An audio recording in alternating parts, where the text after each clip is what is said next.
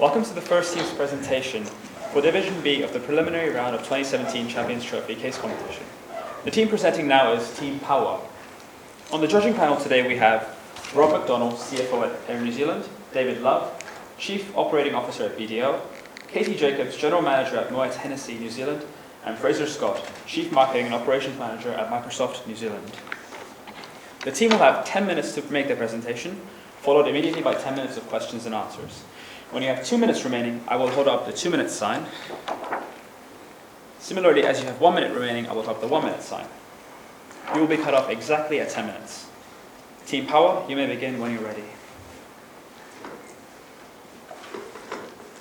Air New Zealand has a reputation, not just for being the best airline in New Zealand, but the entire world. Hello, my name is Connor, and I'm joined with my colleagues Amanda, Simone, and Matteo, and today we're going to discuss a few different strategies to help Air New Zealand remain at the forefront of the competitive landscape. When looking at a few of the things in the case, we found that the main goal of Air New Zealand was to keep at the front of the competitive landscape despite some of the changes that were coming in the future years. One of the things that we noted was that this past year, Air New Zealand was crowned as the best airline, not just in New Zealand, but the entire world. It also plans to invest $2.3 billion into the industry in the next few years, which is optimal because of the growth that is expected. Looking at some of the downsides, we found that oil prices are dropping, although they're on the climb, which may sound good for airlines. However, this has resulted in an increase in competition both nationally and internationally. And finally, low-cost carriers are a new form of competition that is just entering the market.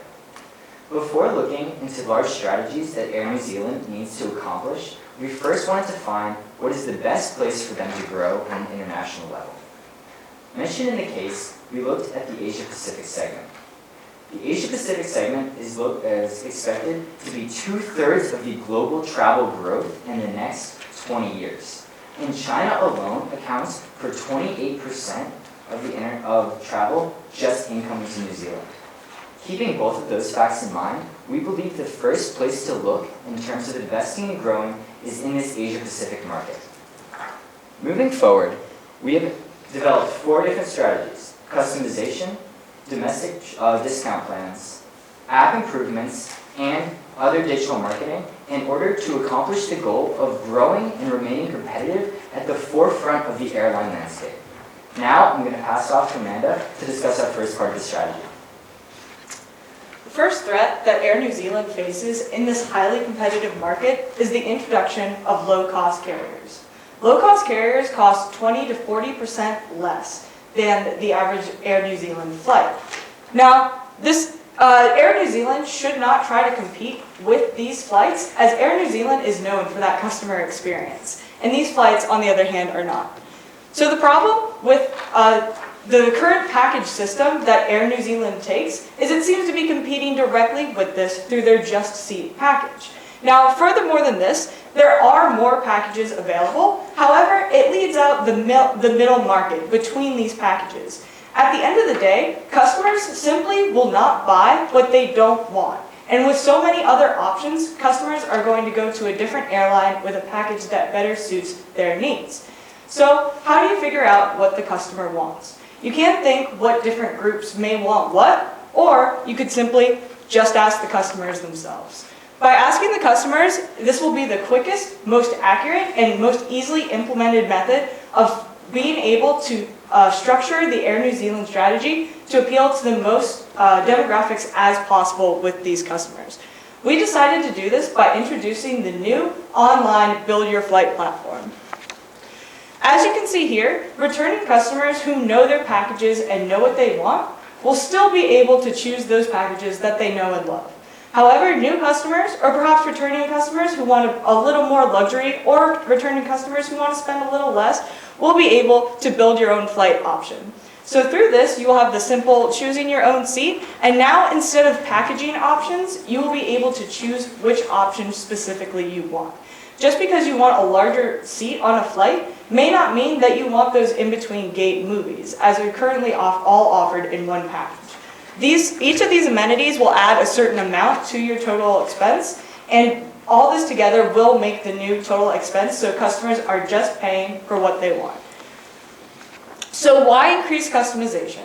Through this, Air New Zealand will strengthen its current core competency of having an absolutely incredible customer experience. And secondly, Air New Zealand will have a very unique competitive advantage. Most airlines are indeed doing these package systems, and by straying away from that and instead increasing the power of the customer, allowing the customer to decide what they buy, more airline customers will choose Air New Zealand because they simply can get everything they need and everything they want from this airline.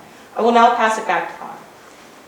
So the next thing that we looked at is how Air New Zealand can ensure that they're getting both long-haul customers and these domestic shorter flights. As I mentioned before, there's a new form of competition in these lower-cost carriers. However, as listed here are 4 big advantages that Air New Zealand has moving forward. First of which is that only 2 airports are actually large enough for these long-haul flights. However, this is remedied by the fact that Air New Zealand has such an extensive network of different airports, which can be referenced on page 12 of the case. Also, there is expected a 4 to 6% increase in growth for the travel industry in New Zealand alone. And finally, as I mentioned before, Air New Zealand is planning to invest heavily in the infrastructure so that when it does become time for that growth to finally transfer to a huge number of people that the current infrastructure couldn't handle, they are ready, both for the long-haul and international flights and the domestic flights. This all needs to be translated into a concrete system that can be used to blow these LCCs out of the water, which is why we have developed a domestic discount program. This program, in effect, will help convert these long-haul customers to short domestic customers through a simple system. If a customer is flying in and has a 10-hour flight, then if they decide to take a domestic flight throughout New Zealand, they're going to get a discount depending on how many hours that flight is. As I mentioned before, due to the extensive network within New Zealand, this is perfect for transferring and utilizing the Air New Zealand network if a long-haul customer wants to explore some of the other parts. This discount system will incentivize these customers to stay with Air New Zealand for their entire trip and enjoy the full experience that New Zealand has to offer. Now, I'm going to pass it off to Simone to talk about the next part of our strategy.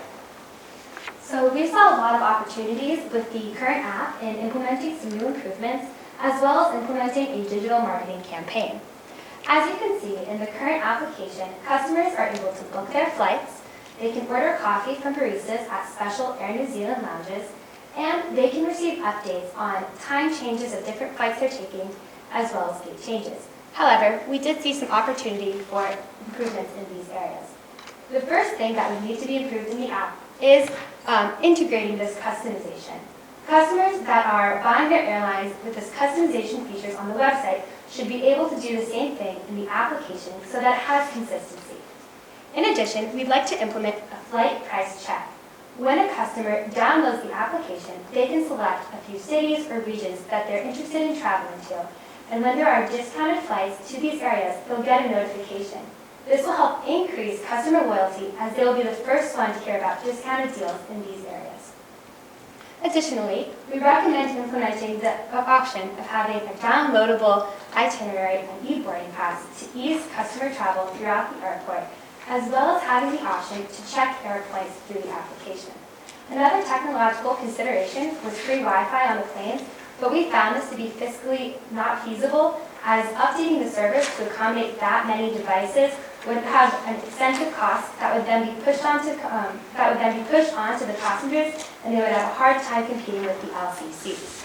The impact of this is increased customer loyalty as well as a greater incentive to download the app. Next, we suggest implementing a digital marketing campaign. The vast majority of flights are booked online, so going through an online platform is the most direct way to target these passengers. We want to do this through the viral videos of safety videos that Air New Zealand already has. It's a great way to already utilize a platform that has a lot of viewers and to supplement it with mentions of these new offerings. In addition to this, we would like to use search engine optimization and ads with cookies through Google, Baidu, Facebook, and Weibo. The impact of this strategy is that it creates direct channels for these customers to click through the links and end up on the Air New Zealand flights to book their travel. Next is Mateo with the financial implications. So quickly going over the cost drivers, these are the costs of the actual strategy and do not include the continued operating costs of the airline. The total cost of this strategy will come in at $53.2 million. There are two revenue drivers that are leading us to actually come out positive with this strategy. The first of which is increased load factor revenues, which will increase our revenues by $176.9 million, and the second being the New Zealand arrival revenue growth, which will increase revenues by $570 million. Together, these will increase our total revenues over the next 4 years by $747 million. The overall impact of this is that average revenue growth will be $187 million a year. That concludes our presentation. We'd love to answer any questions in the Q&A.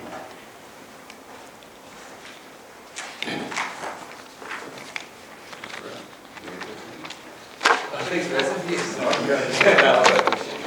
You talk about, I guess, driving, I guess, passengers through innovation and product offering.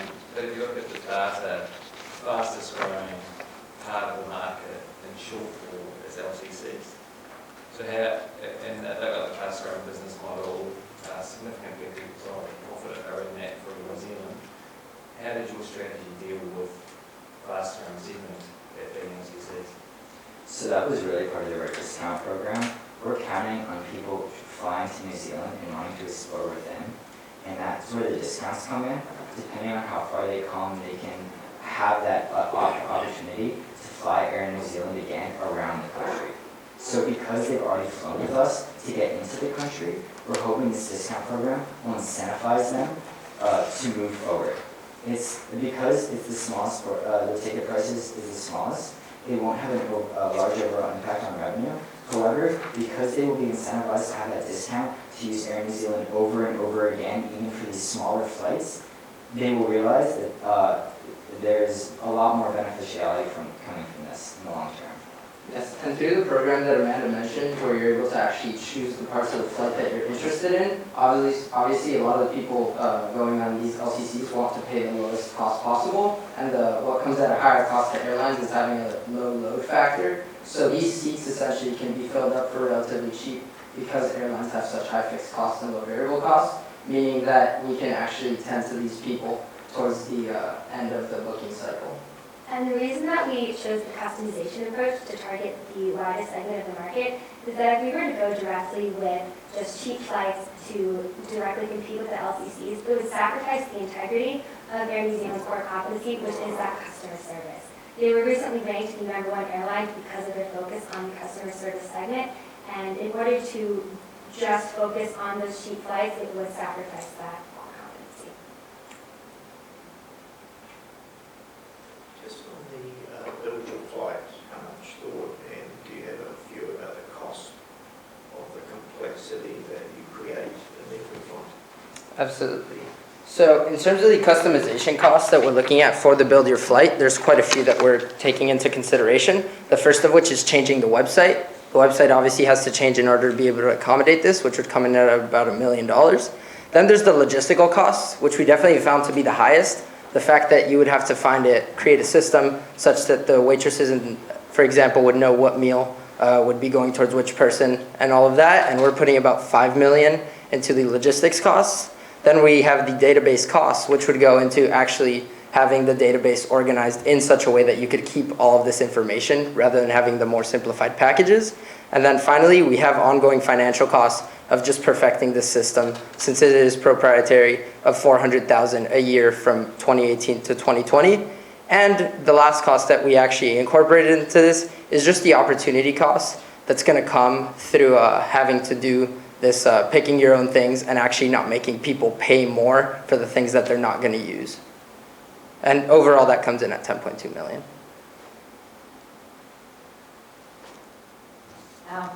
At the beginning of the presentation, you kind of identified investing in the Asia-Pacific region as a key driver.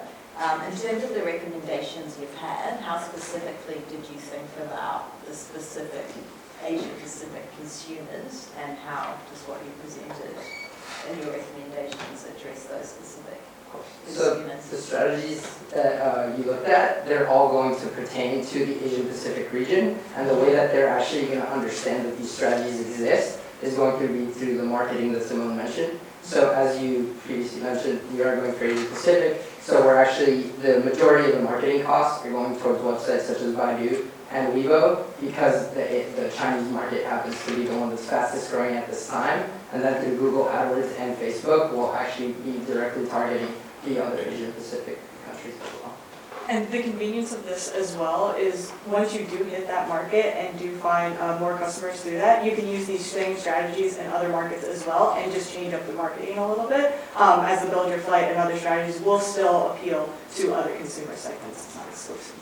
In addition to this, Air New Zealand has recently invested in many new planes.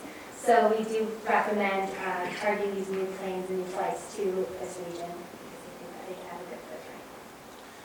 Just following on from that question, thinking of the Asian market, I think some of the New Zealand strengths that you've touched on in this presentation really talk to a Kiwi sensibility. Did you give any thoughts as to how we should address the Asian market in a different manner, in a way that relates to that growing segment? Yes, so through the customization, there is the option for them to have a more elegant experience. But in some research that we were doing before we read the case, the largest growing traveler market from this Asian region are actually called FITs, which stands for Free Independent Travelers. And those are travelers that often opt for lower cost flights so that they can spend more on tourism once they're in the country. So we do believe that by offering this customization model, Air New Zealand will be able to target those FIT travelers as well as those that prefer more luxury with their flights. Thank you.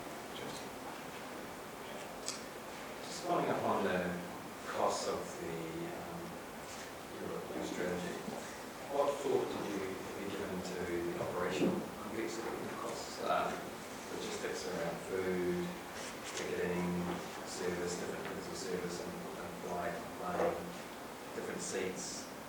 What should be on cost? I'm sorry, are those operational costs in regards to the airline in general? Yeah, so it's kind of following up on Rob's question around considering the costs of flexibility and innovation in a competitive, low-cost environment. So you touched on some costs, but I was interested in your views on what some of the other operational costs would be for these strategies. Yeah, of course. So in terms of those costs, those are the logistic costs that I previously mentioned that would come in at about $5 million. I don't know if you would like me to maybe break down more specifically what those costs are. So for example, if there's 4 or 5 different types of ways of providing food or baggage requirements and the ticketing and the pricing around that, where's that in the cost? Yeah, so again, as I previously mentioned, that would come in under the logistics costs of having to, again, have this, and as well as the database costs of having to organize all the information in such a way that you know who's getting how many bags checked, and that so that it can run in the database from when you check in to your airline to when you get out.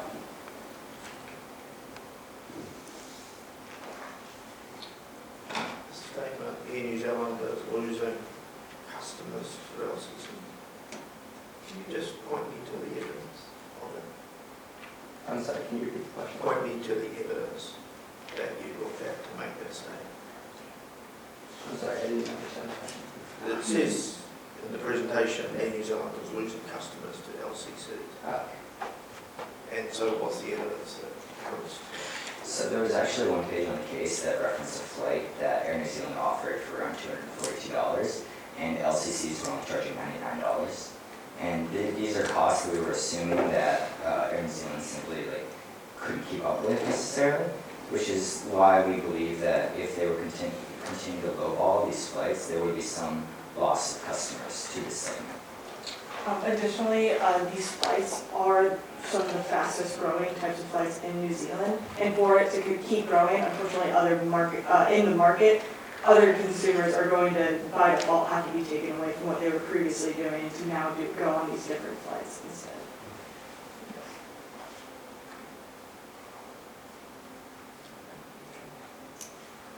I'm just interested in the load factor revenue increases and where you've got those drivers from. Is that just from what the market's doing? Or is that coming as a result of the strategy? That would be coming as a result of the strategy, yes, because otherwise the load factors have not been changing more or less over the last 5 years. So we're saying that through the strategy, you're going to be able to And experience. what, you're just interested to know what drove you to those percentages? To 0.5, Yeah. 1 and 2? Okay, yes.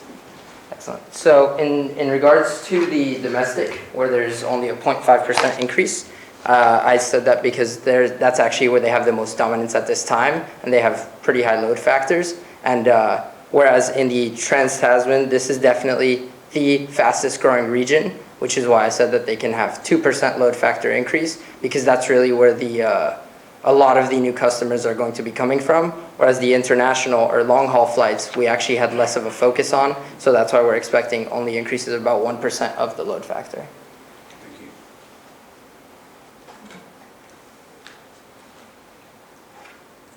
Have you thought, there's a significant capacity in the local market that is alliances?